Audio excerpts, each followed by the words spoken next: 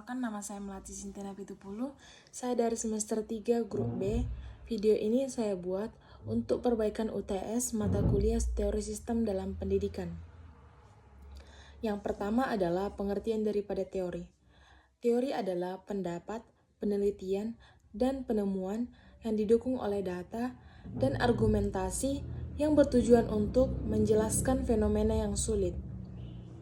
Teori juga sebuah pernyataan yang menjelaskan atau menggambarkan suatu fenomena atau kejadian yang terjadi di dunia nyata. Teori dikemukakan oleh para ahli di mana mereka melakukan penelitian atas fenomena yang terjadi untuk membuktikan kebenarannya. Yang kedua adalah pengertian daripada sistem. Sistem adalah satu kesatuan yang saling memiliki fungsi masing-masing dan saling berhubungan untuk mencapai tujuan. Sistem juga adalah suatu komponen yang terjadi secara nyata yang dialami oleh manusia. Pertanyaan yang ketiga adalah, carilah satu masalah dalam sistem pendidikan Indonesia. Permasalahan sistem pendidikan Indonesia yaitu tingginya tingkat kelulusan dengan kualitas siswa yang rendah dalam pendidikan Indonesia. Banyak sekolah yang hanya memfokuskan siswa untuk lulus, tetapi kualitas yang dimiliki sangat minim atau rendah. Sehingga di saat kelulusan siswa kesulitan mendapatkan pekerjaan. Karena di perusahaan ataupun di dunia kerja mencari orang yang memiliki kompetensi dan kemampuan kerja. Sementara di sekolah hanya difokuskan pada ujian UTBK kelulusan, bukan kualitas siswa seperti sikap, cara bekerja, masuk dunia kerja, dan lain sebagainya. Sehingga banyak siswa yang lulus di sekolah tersebut tetapi tidak memiliki bekal untuk lanjut atau terjun ke dunia kerja. Nah, metode berpikir sistemiknya yaitu yang pertama, apa permasalahan yang terjadi? Permasalahan yang terjadi adalah tingginya tingkat kelulusan tetapi kualitas yang rendah pada siswa hingga sulit mendapatkan pekerjaan atau terjun ke dunia kerja. Yang kedua adalah siapa yang terlibat dalam hal ini yaitu siswa, guru, orang tua, perusahaan atau dunia kerja, dan lembaga pendidikan. Selanjutnya adalah kapan? Saat pengumuman kelulusan dan banyak siswa yang terjun ke dunia kerja tetapi sulit karena kualitasnya yang rendah. Selanjutnya adalah di mana terjadinya permasalahan tersebut, yaitu terjadi pada sebuah sekolah formal atau perguruan tinggi. Selanjutnya adalah mengapa? Karena sekolah hanya berfokus pada kelulusan siswa tanpa memperhatikan kualitas yang dimiliki oleh siswa. Selanjutnya adalah bagaimana sekolah harus memperhatikan dan lebih fokus pada kualitas siswa agar saat kelulusan siswa mudah diterima atau terjun dalam dunia pekerjaan maupun ke jenjang yang lebih tinggi lagi.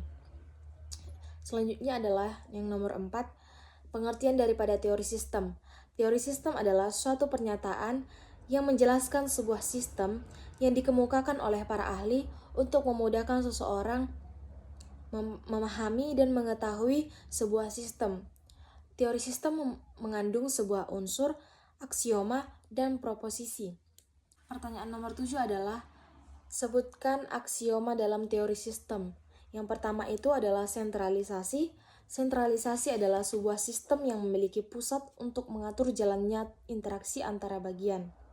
Di dalamnya terdapat kecenderungan, yaitu sifat baru yang muncul ketika bagian-bagian bekerja sama dan hierarki, yaitu susunan yang terstruktur mulai dari sederhana hingga kompleks. Yang kedua adalah kontekstual. Kontekstual adalah sebuah sistem tidak dapat berdiri sendiri. Sistem selalu dipengaruhi oleh lingkungan luarnya. Yang ketiga adalah desain. Desain adalah sebuah sistem tidak terbentuk secara acak, melainkan hasil yang dirancangnya dengan terstruktur. Yang keempat adalah tujuan. Tujuan adalah sebuah sistem yang harus memiliki arah dan tujuan yang jelas untuk mencapai tujuan agar sistem dapat teratur.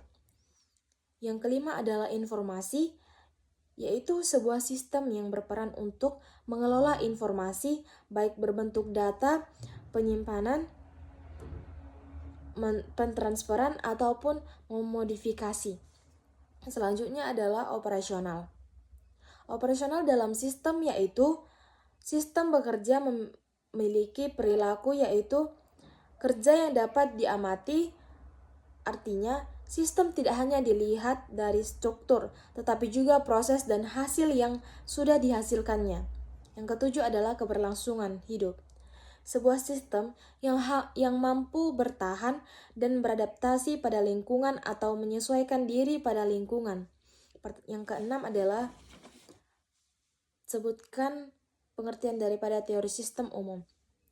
Teori sistem umum adalah teori sistem yang membahas biologis, matematika, manajemen, dan ilmu lainnya yang membahas secara umum. Teori sistem umum ini adalah teori sistem yang terbuka dan yang tertutup. Implementasinya dalam pendidikan yaitu suatu organisasi yang terjadi di sekolah dapat memengaruhi lingkungan luar, misalnya masyarakat, lembaga lain, dan pemerintah. Selanjutnya adalah teori sistem kehidupan. Teori sistem ini mencangkup seluruh makhluk hidup yang ada di dunia seperti masyarakat, organisasi, supranasional, organ, komunitas, maupun keluarga. Bagaimana manusia berhubungan dengan yang lain untuk menghasilkan suatu tujuan, tercapainya lingkungan yang damai, dan teori sistem ini membantu memahami dan membentuk dan melakukan interaksi satu sama lain. Implementasinya dalam pendidikan yaitu manusia membutuhkan satu sama lain, sehingga pendidikan memberikan wawasan agar satu sama lain saling bekerja sama, memiliki interaksi yang baik, dan mengembangkan kehidupan yang lebih baik. Pendidikan dapat berupa sekolah, tempat berkembang, dan saling tolong-menolong. Sekian dan terima kasih.